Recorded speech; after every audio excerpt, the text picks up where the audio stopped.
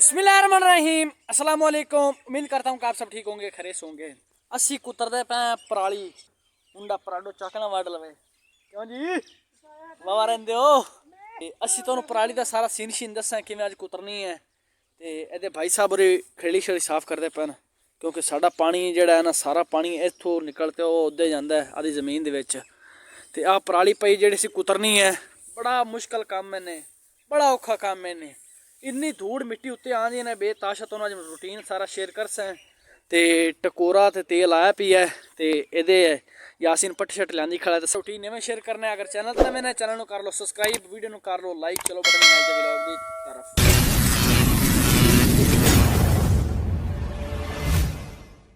बड़ा सोहना काम करदा पई मैं ना, तेनू काम ही लवा दे की आन। हेलो तेनू काम ही लवा दे, नहीं दे रहा, बोलदा नहीं है।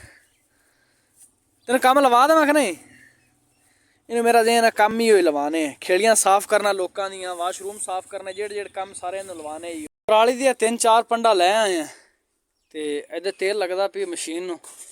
अब वेखो मशीन ओके करते ते मुड़ा दा काम पा देने भाई।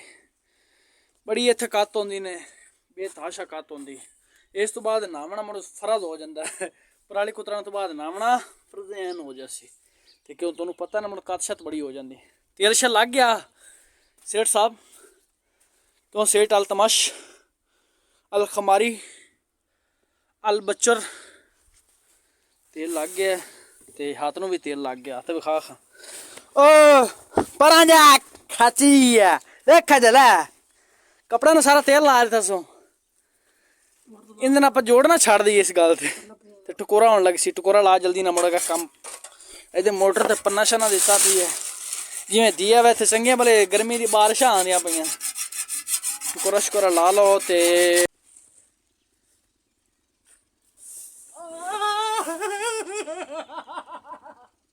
वाह क्या एक्टिंग कर रहा है।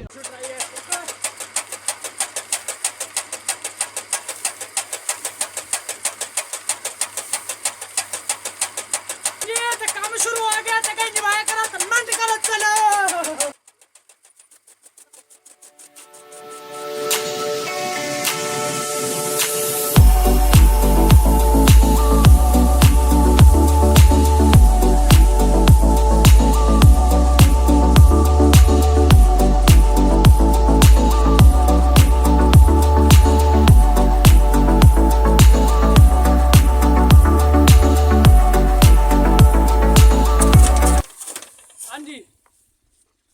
टकोरा ला लीए पराली करदी पई है बड़ी खराब। देख रहे ना कत किवें है थोड़ा फिर काम कर सकते। तुझे मर भी नहीं मेरे दिल की फीलिंग समझ आंदा। काम भी करदे पे नाल व्लॉग भी बनांदे पे किन्ना वास्ते तुहाडे वास्ते।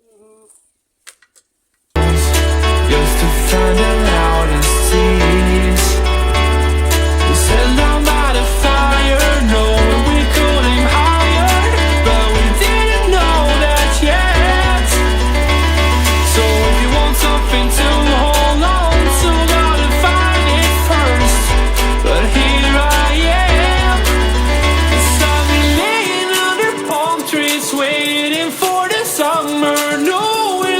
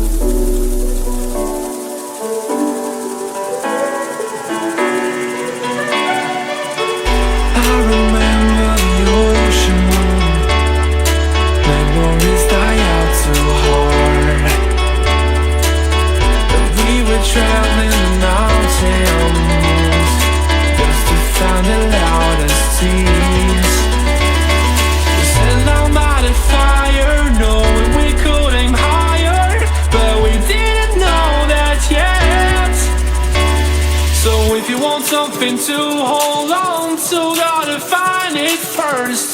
But here I am, 'cause I've been laying under palm trees, waiting for the summer, knowing there's nowhere to go.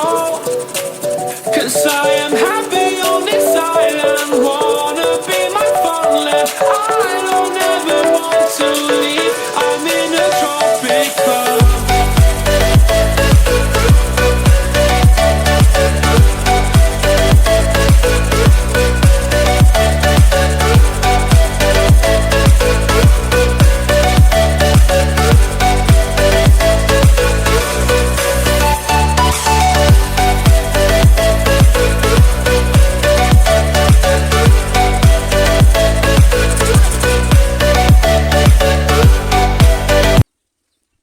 ਤੇ ਕੁਤਰੀ ਗਈ ਹੈ ਸਾਰੀ ਤੇ ਅੱਧਾ ਘੰਟਾ ਲੱਗ ਗਿਆ ਕੁਤਰਨ ਤੇ ਦੂਸਰਾ ਸਾਡਾ ਟੋਕਾ ਇੱਕ ਵਾਰੀ ਵੀ ਨਹੀਂ ਬੰਦ ਹੋਇਆ, ਆਪ ਹੀ ਬੰਦ ਕੀਤਾ ਜਿੰਨੀ ਵਾਰੀ ਵੀ ਕੀਤਾ।